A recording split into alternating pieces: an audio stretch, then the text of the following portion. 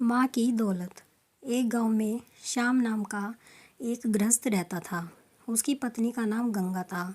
उनको 2 बेटे और 2 बेटियां थीं। एक छोटा सुखी परिवार था। श्याम ने अपना सब पैसा उसके बेटे और बेटियां इनकी पढ़ाई में, शादी में और उनके लिए अच्छे घर बनाने में खर्च कर दिया। श्याम के बेटे और बहुएं स्वार्थी थे।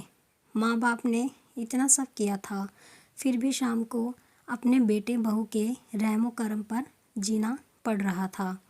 उन दोनों को बेटों और बहुओं से बहुत ज़्यादा हीनता और अपमान का बर्ताव मिलता था।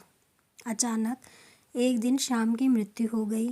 इस वजह से वो बेचारा तो इस दर्द से मुक्त हो गया, पर गंगा मात्र अकेली रह गई। गंगा ऐसे ही उदास मन स्थिति में मंदिर गई। वहाँ उसे उनकी बचपन की सहेली शांता मिली।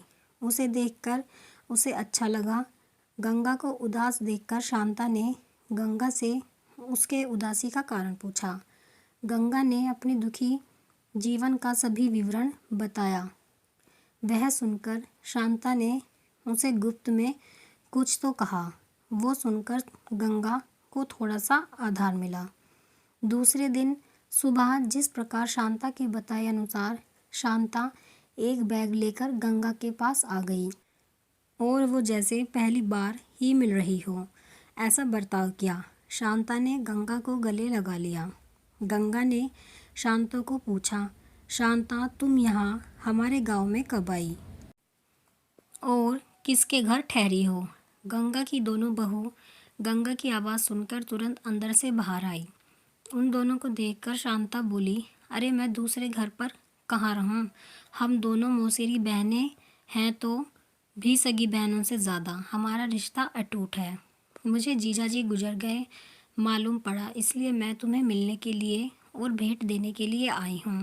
पहले दिन तय किए अनुसार गंगा बोली, शांता तुम मुझे मिलने के लिए आई यह सुनकर बहुत अच्छा लगा, पर तुम मुझे भेंट देने के लिए कुछ लाई हो, उसका अर्थ मुझे कुछ समझ में नहीं आया। शांता जानबूझकर रोने का सुर निकालकर बोली, अरे गंगा, मुझे पता है कि आप दोनों ने तुम्हारा सभी पैसा बेटे बेटी की पढ़ाई, शादी और उनके लिए अच्छा घर बनाने के लिए खर्च कर डाले हैं। आप दोनों ने खुद के लिए कुछ भी नहीं रखा। यह सब ठीक है क्योंकि आपके बेटे और बहुएं सभी अच्छे हैं, इसलिए वह तुमसे प्यार से बर्ताव करते हैं, तुम्हें अच्छे से संभालते हैं, इसका मुझे पूरा भरोसा है। लेकिन हमारे यहाँ पर सब उल्टा है। हमारी आर्थिक परिस्थिति अच्छी होकर भी बेटे पढ़े नहीं।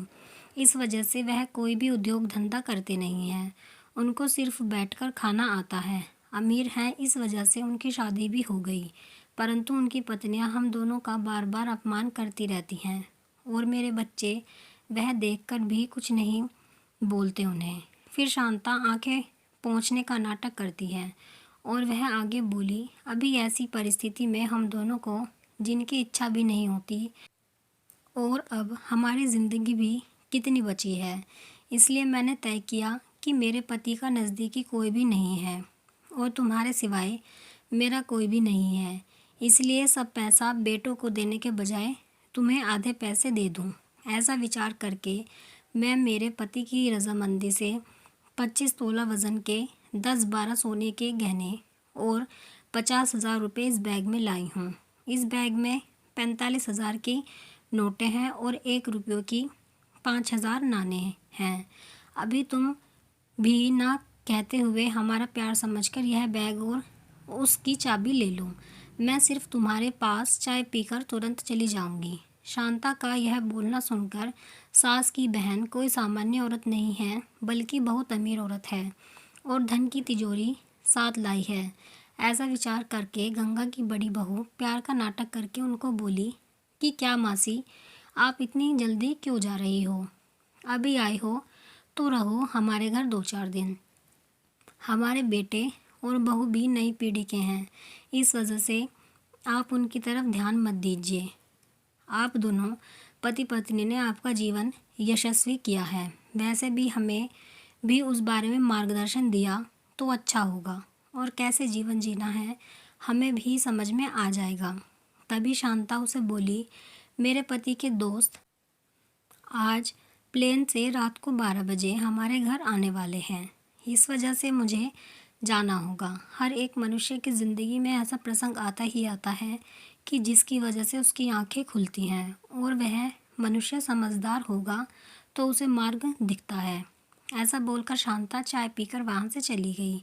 शांता के जाने के बाद गंगा के दोनों बेटे और बहुएं उससे बहुत अच्छा बर्ताव करने लगी, बहुत प्यार और देखभाल करने लगे। गंगा खाना खाने के बाद रात को अपने रूम में जाकर दरवाजे की कुंडी लगा लेती। शांता ने दिए हुए पैसे पत्थर पर पीटकर बजाकर गिनती थी। नाणों का आवाज़ रात के समय स्पष्ट उनके बेटे और बहू को सुनाई देता था और उनका गंगा पर और ज़्यादा प्यार बढ़ने लगता। ऐसा 5-6 महीने तक चलता रहा, लेकिन पैसे गिनने का काम मात्र ख़त्म नहीं हो रहा था और यह सिलसिला गंगा ने अपने मरने तक चालू रखा। गंगा के आखिरी 6 साल खुशियों में बीते, परंतु एक दिन अचानक गंगा की मृत्यु हो गई। उसके जाने के बाद रिवाज और लोक लाज के लिए उसकी बहुओं ने और बेटों ने आंसू बहाए।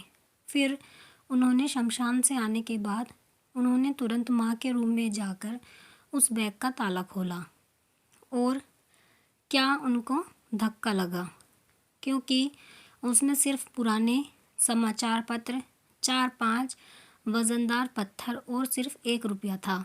वो रुपया भी पत्थर पर पीटने पर पूरा का पूरा खराब हो गया था। आप कमेंट में ज़रूर बताएं कि आपको ये कहानी कैसी लगी है। अगर आपको कहानी पसंद आई है तो वीडियो को लाइक करें, शेयर करें और चैनल को सब्सक्राइब करें ऐसी ही कहानियों के लिए।